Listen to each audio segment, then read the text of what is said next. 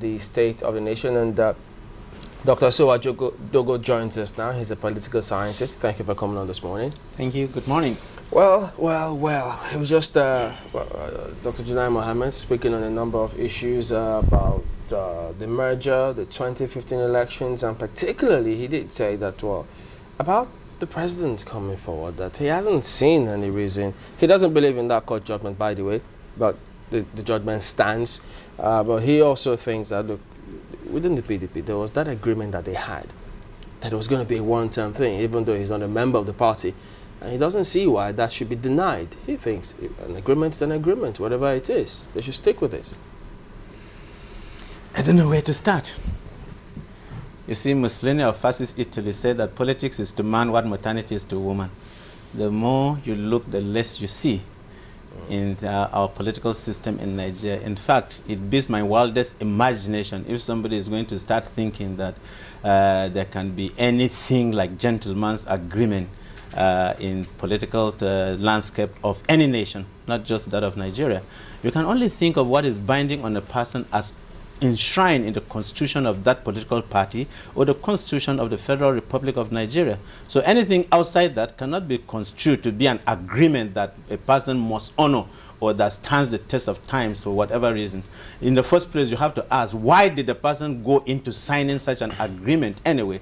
Why was it, was there no publicly declared primaries that were conducted and the person won and became, you know, the flagship of that very political party? Was it the action of that agreement that brought the president to become the candidate of the PDP? Certainly no, because everybody knows. People contested. It was there. It was televised live. So tell me where any form of private, written, unwritten, or understanding could influence the decision of saying that is why he is supposed to take only one term. Tell me, where does it come in? It doesn't. It doesn't. So all have this a talk place. of having papers being signed, and even Let them bring from the paper. governor of Niger State. That's what I'm saying. In the first place, for anybody to come out to say that means the person is a political illiterate. In that context, do you get it? Because it's not binding on anybody. For anybody to even come out to say that, look, there was a secret agreement signed by the president, it's a joker, it's a political joker. The person doesn't understand the concept of politics and how politics is being done and how it comes about. And when you also see that the PDP conducted an opened primaries in an open place, televised live, then you ask the question, where does that secret agreement come in? What role did it play? Are you saying if he had not signed, he wouldn't have been allowed to participate in the primaries? Or are you saying that one is superior to the primaries that were conducted? Is there any place in the PDP's constitution which says, look, if you sign an agreement that is binding and overrules whatever exists in the constitution of the PDP? Is it possible to say that it's a subsection of any part of the PDP's constitution?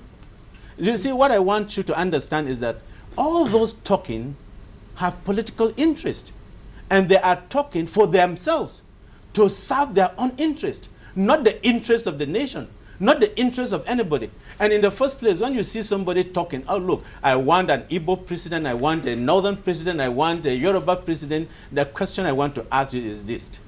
Tell me, in this very country, where the president from any of those groups has actually developed that section. In my view, the northern leaders are the ones that have underdeveloped the north. And we had a western leader, in my view, for 8 years, had all the resources, underdeveloped the west. We shouldn't be looking at the question of coming into some of these things based on some parochial, sentimental issues that concerns our tribe, our region, our places. Let me ask you this question. We have had 19 northern governors meeting since the military regime. What political or economic value has it added to the north? Can you point out one single thing? Dr. Dogo. Try the governors, the world governors of Nigeria, when they meet in governors forum, what do they discuss that has affected Nigerians positively, politically or economically? Well, they say that the Nigerian Governors Forum is a sort of peer review system for them. So, you know, they're comparing and contrasting, but that is not the issue now. You've talked about how things that happen in the back room do not or should not affect how, you know, the things that have happened in the open. Is that always the case in politics? Is everything done in the light? Or, you know, we in politics, we see a lot of night meetings and, you know, a host of things come to the fore in the morning. So that, you know, even if you're going to run for something, if you're going to run a campaign and, you know, for a particular position, which will be conducted in the open, we are aware that most of these things, most of the back trading, back horse trading go on in the thick of the night or behind the back doors and the closed doors, so that the results will be positive in the light. Excellent. Are you saying those things don't count? They are not binding on anybody. They are not. In any political system, you will have the inner caucus, the inner caucus. You will have the inner caucus. You will have the national caucus. And you have all certain different levels of consultation. So all those caucuses are inconsequential? That is what politicians do. They do it so as to get acceptance. And a politician can come and kneel down to you and tells you this is what he wants, for you to support him. He's not going to say no, but after he had gained the support, it's a different ballgame altogether. And you cannot say that because he knelt down to you and asked for your support, he has now become obligated to that kneeling down and asking for your support and saying, oh, this has to be like this. Are you saying are you saying dishonor is in the character of politics? There is nothing like dishonor. We are talking of politics here. We are talking of you seeking to get support of your colleagues. It's normal. It's a normal thing. Even in a corporate boardroom, if you want a particular agenda of the chairman or the managing director to sell through, you lobby your fellow directors, isn't it?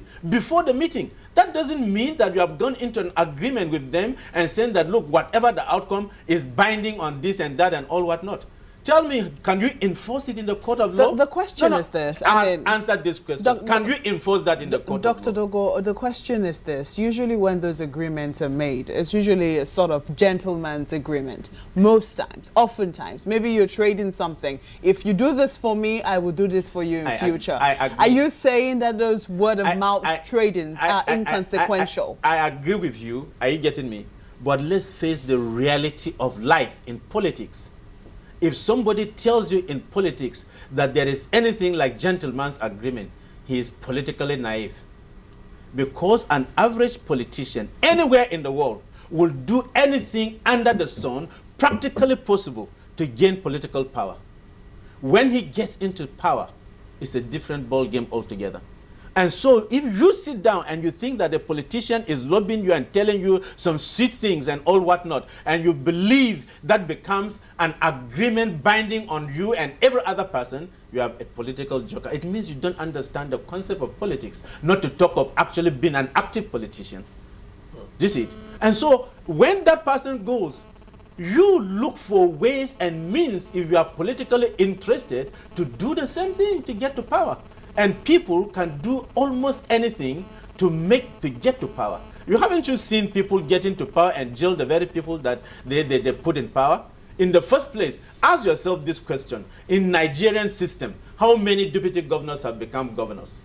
Only one state, that is Zamfara. And even the person, when he became deputy governor, is still there as a governor. You ask, why is it like that? You see, people simply look for those who will be loyal to them and think will cover their whatever you think. But even when they get in, do they do the same thing? Haven't you seen those who put those people there become their albatross in the long run?